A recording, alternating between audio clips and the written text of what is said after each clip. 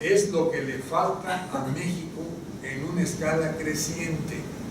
No confundir el discurso oficial del gobierno abierto con la práctica de la publicidad del gobierno, porque por ejemplo, uno se lleva sorpresas. Organismos como la Secretaría de Educación Pública, organismos como el Instituto Mexicano de Seguro Social, son de las entidades con mayor opacidad. Y entonces uno se pregunta, ahí no está vigente la ley de transparencia, ahí no está vigente el reglamento. Entonces esos puntos nos obligan a un esfuerzo conjunto de presión, digamos de abajo hacia arriba, para que quede muy bien, digamos, consumado y madurado el principio de máxima publicidad. El otro elemento, lo tocaba muy bien Joel, referido al caso de los estados y municipios. Si ustedes ven la naturaleza, por ejemplo, los órganos de transparencia, y como bien dice Joel, si la transparencia es un elemento transversal, es muy diversa, es muy diverso el estatus institucional de los organismos de transparencia. Hay un factor común: los gobernadores en algunos estados no los dejan ser autónomos. Desde el diseño institucional se genera una dependencia o un control.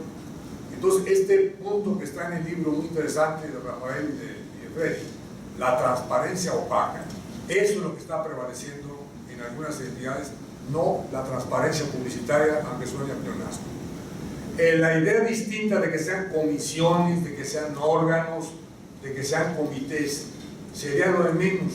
¿Cuál es el grado de autonomía que le estás generando a estos órganos para que sean un componente fundamental de la operación y definición del gobierno abierto? Y ahí sí hay que reconocerlo, no tenemos todavía ni siquiera los puntos de arranque. Es una especie como la arena movediza. Sí somos transparentes, pero no tanto a la mexicana. Sí somos transparentes, pero este punto resérvamelo. El problema de México son las dualidades. La dualidad es: me apego a la ley, pero busco la excepción de la ley. Y esto es lo que está tornando justamente el esquema de una plenitud de gobierno abierto y en términos también de la transparencia. Y finalmente, recordando un concepto clave de la cultura democrática contemporánea. La pregunta: ¿en qué medida el gobierno abierto es un gobierno más público? Y la idea de que el gobierno sea más público pasa desde el punto de vista de un modo de vida en las democracias, conocerlo, entrar a él, recorrer, como dicen muy bien, las instalaciones, pero el punto es: si el gobierno por definición no es público en términos de apertura, entonces el gobierno abierto, ¿qué está haciendo para ser más público? Porque lo público es el valor clave de las democracias, que el ciudadano conozca las instituciones, conozca su desempeño y que genere, como bien decía Joel, ese esquema anhelado y ansiado de la calidad de la democracia. O sea, se gobierna para la calle, no se gobierna para dentro de las oficinas. Y en México tenemos ese problema. El esquema del gobierno es más hacia adentro, más a la opacidad, aunque sea que es transparente, y menos hacia la calle, que es el termómetro, el indicador último de lo que sería justamente el gobierno abierto.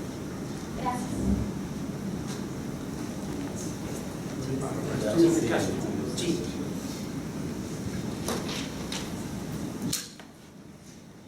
En la primera pregunta, Cristina, otros casos, preguntabas cuáles exploramos. Mira, te comento que la primera exploración fue de a pie, por internet, y después utilizamos algunas bases de datos que nos arrojaron distintos municipios en distintos contextos. León, uno de ellos, Aguascalientes, Veracruz, Puebla y una delegación del Distrito Federal que no recuerdo. Nuevo León estuvo presente, y entre este universo de municipios hubo que discriminar, obligado para elegir solo uno. Sin embargo, te puedo decir que derivado de este libro, derivado del modelo y el planteamiento de este trabajo, Nuevo León no quedó fuera. Hay una tesis de maestría de Alejandro Ruelas que aplicó el modelo planteado a los casos de San Nicolás de los Garza, perdón, y San Pedro Garza García. Eligió programas municipales, hizo una batería de aplicó unos cuestionarios, una batería de preguntas, y de alguna manera vino a retomar lo que se dice en el libro, lo que se plantea en su tesis de maestría. Un muy buen trabajo que también recomiendo su lectura, está en biblioteca. Y por otra parte, preguntaba usted acerca de casos en otros países. A nivel municipal hay una escasez,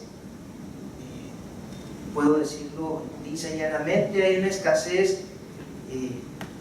de atributos o de indicadores que nos digan dónde estudiar gobierno abierto desde lo local. La exploración que nos ha tocado hacer con motivo de un estudio de mi tesis, tangencialmente toqué el ámbito municipal y le puedo señalar algunos de los países que están avanzados con una perspectiva muy instrumental, con un énfasis en gobierno electrónico, en las tecnologías de la información, pero son los casos modelo, los casos ejemplos que se han citado. El caso de, lo conoces bien, Jorge Salas, donde estuvo Nagore Ríos dirigiendo el proyecto IREQIA, el del gobierno vasco en España.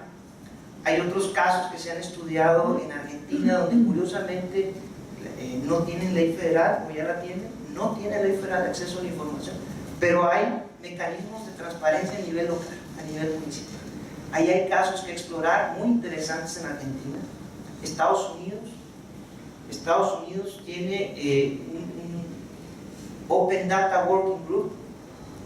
Este grupo desde 2007 se ha planteado, con el apoyo de Google y otras empresas del Silicon Valley, utilizar la información pública con beneficio social, y de ahí algunos municipios que te puedo mencionar, como San Francisco, como Washington, creo que Nueva York también, han desarrollado aplicaciones. Esta es una visión muy instrumental del gobierno abierto. Sin embargo, como les leí hace unos momentos aquí en mi participación, el gobierno abierto se viene debatiendo entre lo instrumental y la finalidad del gobierno en sí mismo. Más apertura, más publicitación, más transparencia. Y por otro lado, más gobierno electrónico. De ahí que se viene asociando gobierno electrónico como gobierno abierto en muchos países. Y bueno, habría que entrar en detalle. Otro país es Canadá. Esther Kaufman tiene un estudio muy reciente ya publicado sobre gobierno abierto en los municipios en Canadá. Hizo una estancia doctoral, ella es argentina, acabo de conversar con ella en Uruguay y me planteó algunas cosas muy interesantes que se dijeron en el panel, doctor, que no hemos platicado sobre eso. Sí. Hay que platicarlo, donde nos dice que el enfoque del nuevo servicio público, ella lo vio en Canadá, ya lo vio con cierto avance en su aplicación y que está acá planteado. Hay algunos casos que nos dan evidencia. Y bueno, ahí es un caso que hablamos con el doctor Alejandro. Alejandro, me gustaría repetir la pregunta. No me quedó claro. ¿Qué tanto es el fenómeno de la sociedad para que aumente la calidad de la democracia? Sí, estudiamos mucho el gobierno, pero a veces se nos olvida que nosotros mismos somos nuestros propios gobernantes de acuerdo de democracia. Entonces preguntaba qué aspectos o cualidades debe tener esa sociedad que va a ser gobernada por el gobierno. Te menciono rápidamente dos. Retomando a Popper, una sociedad abierta es una sociedad abierta a la crítica y una sociedad que impulsa temas, que actúa en base a la razón y deja de lado algunas cosas desde una perspectiva un poco mágica y tribal, como lo dice en la sociedad abierta y sus enemigos. Popper nos define algunas de las características de lo que en sociedad, la ciudadanía es sujeto de derechos y obligaciones, no son súbditos. Y en ese sentido, en la medida en que nosotros seamos responsables de nuestro actuar en sociedad y seamos también partícipes de las decisiones públicas y exijamos esos espacios, y la gran crítica que tenemos desde la democracia es que nos consultan, pero se hace lo contrario o son decisiones ya tomadas. Allí importa entonces el análisis de lo que es una democracia colaborativa, en donde la sociedad ya participa no solamente de lo que se va a hacer, sino participa en el haciendo. Ahora sí que actuando y participando con gobierno, colaboración es trabajo conjunto, y es trabajo conjunto implica que sea en todas las etapas de la política pública, como lo dijeron en su momento. Déjame completar acá. La pregunta está interesante porque el gobierno abierto debemos entenderlo como una escuela de ciudadanía. Si no lo entendemos así, no podemos entender la transparencia clara, ¿sí? Como diferente a la transparencia opaca. No podemos entender la colaboración, no podemos entender la participación, no podemos entender la rendición de cuentas societal, hablando en los términos de Pelusotti y Esmologui. Entonces es importante ver que el gobierno abierto, si es una escuela de ciudadanía, entonces tenemos que apuntar a la construcción de ciudadanía. Yo creo que la participación debe ser una tarea de construcción de ciudadanía. No esperemos a que la ciudadanía esté construida para participar, ¿no? Se construye con la participación misma, ¿no? Y eso por el lado de la sociedad, por eso decimos gobierno abierto, más sociedad, más gobierno porque necesitamos también de gobiernos, necesitamos también de una burocracia enraizada, hablando en los términos de Peter Evans, una burocracia que quiera colaborar, que quiera metérsele a los grandes proyectos que implican la transparencia y la participación colaborativa, tanto gobiernos ciudadanos, tanto empresas privadas, gobiernos, como la misma colaboración entre los funcionarios públicos. Entonces, yo creo que es ver al gobierno abierto, y esto me está dando, se me prendió el foco puede ser para un texto. Gobierno abierto como escuela de democracia, como escuela de ciudadanía, ¿no? Porque justamente esto es una nueva forma de relación, de interlocución entre el gobierno y los ciudadanos, o entre el Estado y los ciudadanos, ¿no? Y eso implica poner también en el debate la secrecía del Estado, que es el gran opositor a todo esto, ¿no? La idea que tiene uno del Estado es que tiene que haber secrecía, porque hay razón de Estado para que haya secrecía. Entonces ese es un muro de contención que tiene también la ciudadanía y los mismos funcionarios al ver que el gobierno abierto implica otra cosa. Esa es la reflexión para complementar. No sé si ustedes dos quieren.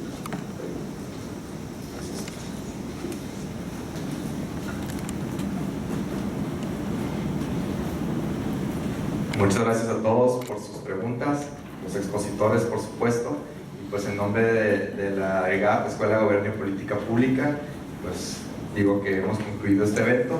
Los acompañamos si quieren convivir con los expositores aquí afuera o entre ustedes para seguir comentando sobre este tema, y pues